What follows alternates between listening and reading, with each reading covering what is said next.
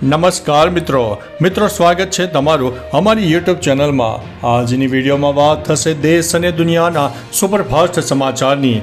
સૌપ્રથમ વાત કરીશું ભારત અને પાકિસ્તાન વચ્ચે તણાવ વધી રહ્યો છે ત્યારે પાકિસ્તાનમાં ફરીથી બ્લાસ્ટ થયો છે। કરાચી પણ ધણધણી ઉઠ્યું છે। પાકિસ્તાનના કરાચીમાં પણ બોમ્બ વિસ્ફોટ થયો છે। આ પહેલા પાકિસ્તાનના ઘણા શહેરોમાં થયેલા વિસ્ફોટો બાદ ગભરાટનો માહોલ પણ સર્જાયો છે। લાહોરમાં નૌકાદળના મુખ્યાલયમાં પણ વિસ્ફોટ થયો છે। લાહોર, રાવલપિંડી અને કરાચી એરપોર્ટ પહેલાથી જ બંધ કરી દેવામાં આવ્યા છે।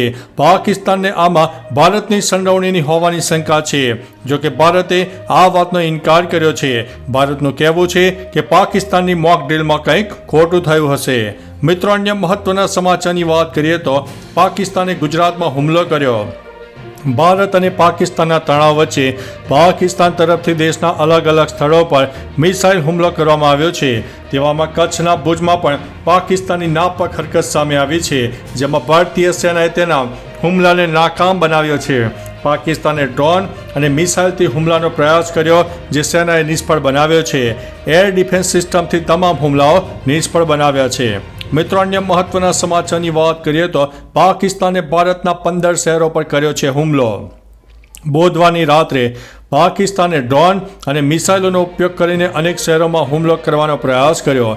પાકિસ્તાને અવંતીપુરા, શ્રીનગર, જમ્મુ, પઠાણકોટ, અમૃતસર, કપૂરથલા, જલંધર, લુધિયાણા, આદમપુર, ભટિંડા, ચંદીગઢ, નાલ, ફલોદી, ઉત્તરલાઈ અને ભુજ સહિત ઉત્તર અને પશ્ચિમ ભારતમાં અનેક લશ્કરી સ્થાપનો પર હુમલો કરવાનો પ્રયાસ કર્યો।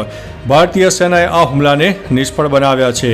મિત્રો, અન્ય મહત્વના સમાચારની વાત કરીએ તો 24 કલાકમાં 191 તાલુકામાં વરસાદ। ગુજરાતમાં છેલ્લા 24 કલાકમાં 191 તાલુકામાં વરસાદ નોંધાયો।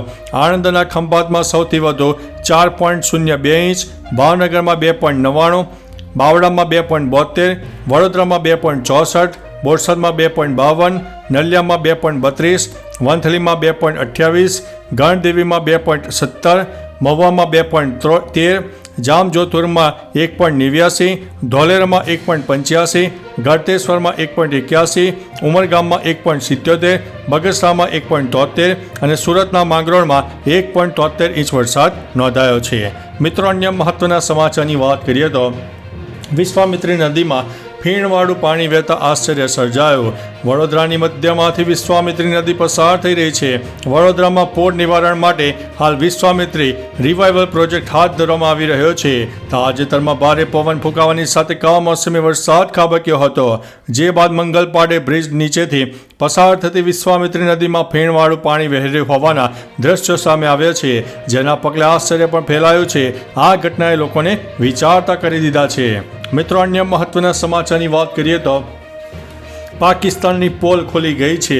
પાકિસ્તાનના રક્ષામંત્રી ખ્વાજા આસિફની 5 ભારતીય લડાકુ વિમાનોને તોડી પાડવાના દાવાનો પર્દાફાશ થયો છે। તેમણે CNN ઇન્ટરવ્યુમાં આ વિશે પૂછાયું ત્યારે તેમણે કહ્યું કે આ બધું સોશિયલ મીડિયા પર છે।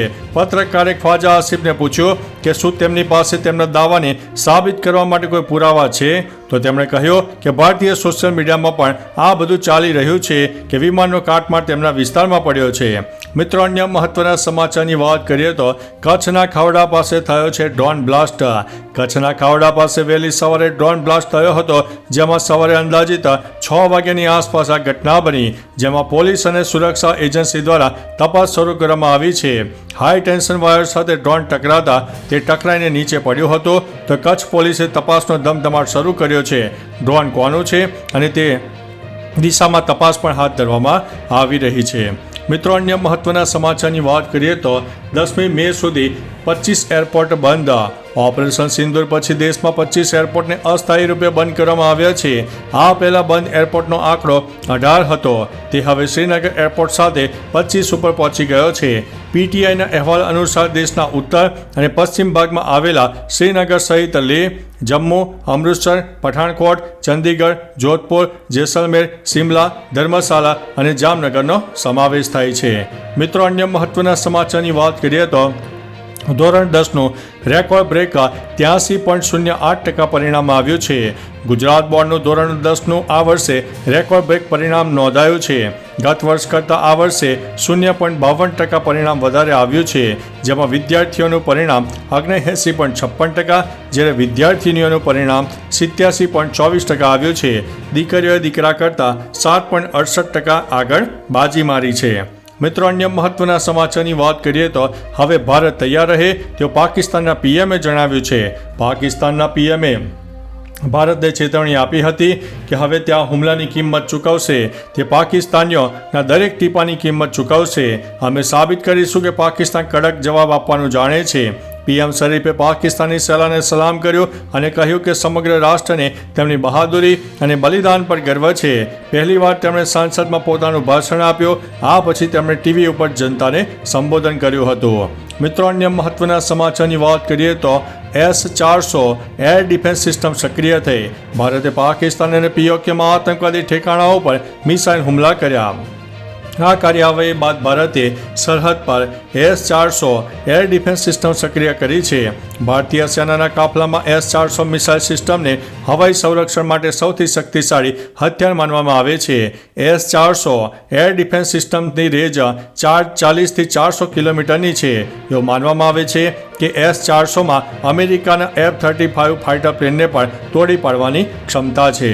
મિત્રો, અન્ય મહત્વના સમાચારની વાત કરીએ તો હરિયાણામાં હાઈ એલર્ટ. ગુરુગ્રામમાં ડોક્ટરોની રજાઓ રદ. ઓપરેશન સિંદૂર પછી હરિયાણાના હાઈ એલર્ટ ઉપર રાખવામાં આવ્યું છે. ગુરુગ્રામમાં ડોક્ટરોની રજાઓ રદ કરવામાં આવી છે. ડોક્ટરોને સતર્ક રહેવા માટે જણાવ્યું છે. આ સાથે સરકારી અને ખાનગી હોસ્પિટલોની ઇમરજન્સી માટે 25% બેડ રિઝર્વ રાખવાનો આદેશ પણ આપ્યો છે. મિત્રો, અન્ય મહત્વના સમાચારની વાત કરીએ તો લગ્ન પ્રસંગમાં જમ્યા બાદ 85 લોકોને ફૂડ પોઈઝનિંગ થયું. જૂનાગઢમાં માંગરોળના ફૂલરામા ગામે લગ્ન પ્રસંગમાં જમણવાર બાદ 85 લોકોને ફૂડ પોઈઝનિંગની અસર થઈ. ભોજન સમારંભમાં પીરસાઈ હતી ફ્રૂટ સલાડ, બરફી સહિતની મીઠાઈઓ. બીમાર થતા તમામને માણાવદર પ્રાથમિક આરોગ્ય કેન્દ્રમાં સારવાર માટે દાખલ કરાયા છે. હાલ તમામ લોકોની તબિયત હવે સ્થિર છે. આ અંગે તપાસ પણ કરવામાં આવી રહી છે. મિત્રો, અન્ય મહત્વના સમાચારની વાત કરીએ તો ભારતના સૈન્ય ઠેકાણા પર હુમલા કરીશું તેવું પાકિસ્તાની રક્ષા મંત્રીએ જણાવ્યું છે. બુધવારે સંસદમાં ભાષણ આપ્યા બાદ પાકિસ્તાનના પીએમ શાહબાઝ શરીફે ટીવી પર જનતાને સંબોધન કર્યું હતું. તેમણે કહ્યું હતું કે અમે અમારા દેશની રક્ષા માટે અમારા છેલ્લા શ્વાસ સુધી લડીશું. પાકિસ્તાને જવાબ આપ્યો અને થોડા કલાકોમાં ભારતને પાછળ ધકેલી દીધું. પાકિસ્તાની પીએમએ ચેતવણી આપી છે કે ભારતે દરેક ટીપાની કિંમત ચૂકવવી પડશે. પાકિસ્તાન કડક જવાબ આપવાનું જાણે છે. મિત્રો, અન્ય મહત્વના સમાચારની વાત કરીએ તો ઓપરેશન સિંદૂર બાદ વધુ એક મોટું એક્શન લેવામાં આવશે. પાકિસ્તાન વિરુદ્ધ ઓપરેશન સિંદૂર બાદ વધુ એક મોટી કાર્યવાહી થઈ શકે છે. ભારતીય વાયુસેના તેના માટે ખુલ્લી છૂટ આપવામાં આવી છે.